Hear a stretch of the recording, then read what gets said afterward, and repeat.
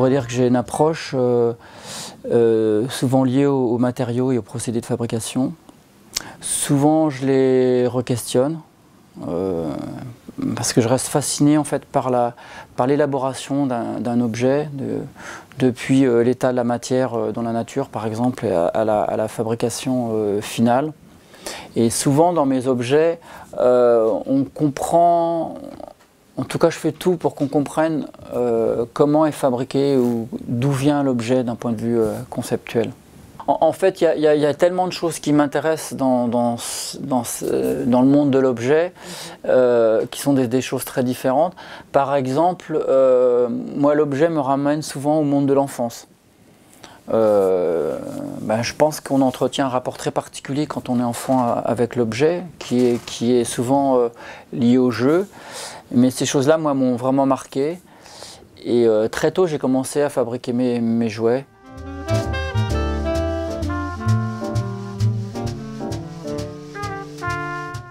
Le premier objet que j'ai fait quasiment, c'était la chaise Pack, qui re-questionnait vraiment la manière dont on peut fabriquer un objet en plastique.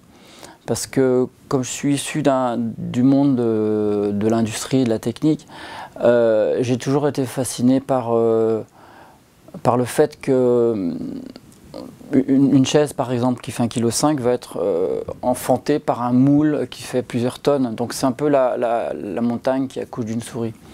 Donc le premier objet que j'ai fait, qui était la chaise Pack, était un objet qui s'émancipait du moule en métal pour être un objet entièrement en textile, cousu, et qui nous ramenait plutôt sur des situations de collection et d'habillement plutôt que de questions liées à l'industrie lourde.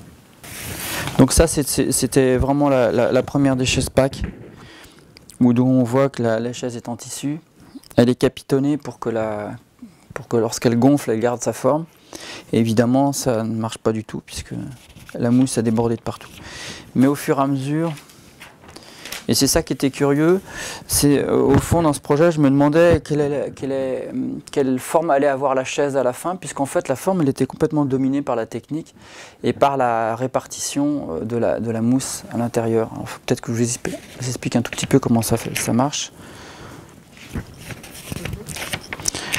Et ça c'est les derniers modèles, je crois. Alors comment ça marche? Donc ça c'est le dernier modèle. Comment ça marche? C'est très simple. On a une boîte comme ça, qui fait à peu près 2 litres, et on a la chaise qui est à l'intérieur, qui est sous forme textile. On tourne un bouton sur le côté, qui va activer un mécanisme qui met en relation 2 liquides composants polyuréthane, polyol et isocyanate. On secoue la chaise, qui fait donc un mélange, puis une émulsion. Cette émulsion gonfle, et elle gonfle la chaise, quoi. Donc la chaise se fabrique devant vous. Et au bout de quelques minutes, la mousse a polymérisé, elle est devenue dure, et la chaise tient. Voilà. Alors la lampe, c'est un monde très libre. C'est vraiment. Donc ça, c'est des lampes que j'ai fait pour une boîte qui s'appelle Serge Mouille Édition. Donc Serge Mouille Édition réédite les luminaires de Serge Mouille, que j'ai eu comme prof quand j'étais aux Arts Appliqués à Paris. Et quand ils m'ont demandé de faire une lampe, je me suis dit que j'allais rester sur les techniques qu'ils utilisent et qu'ils ont éprouvées jusqu'à présent, c'est-à-dire du travail de l'aluminium dans une épaisseur assez confortable, de 2 mm, du repoussage. Et comme Serge Mouille était un très très grand orfèvre et qui savait parfaitement marteler, sur un des modèles, en sa mémoire, on a donc martelé la surface.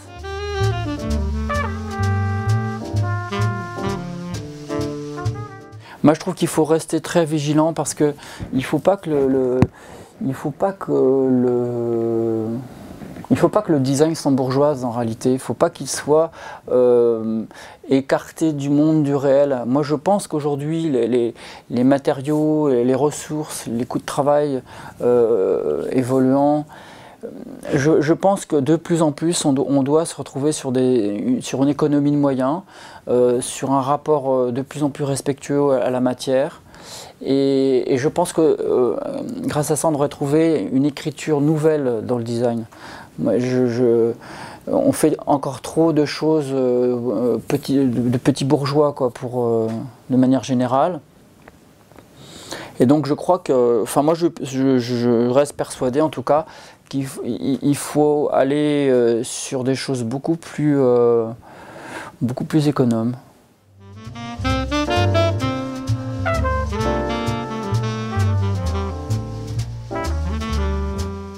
Non, le design français, je pense qu'il se porte bien parce que,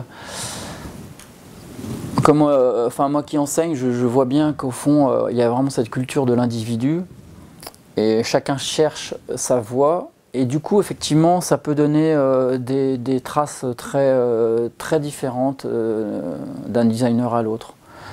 Donc, en cela, on est assez bien placé si on essaye de voir le design comme un monde de la différence.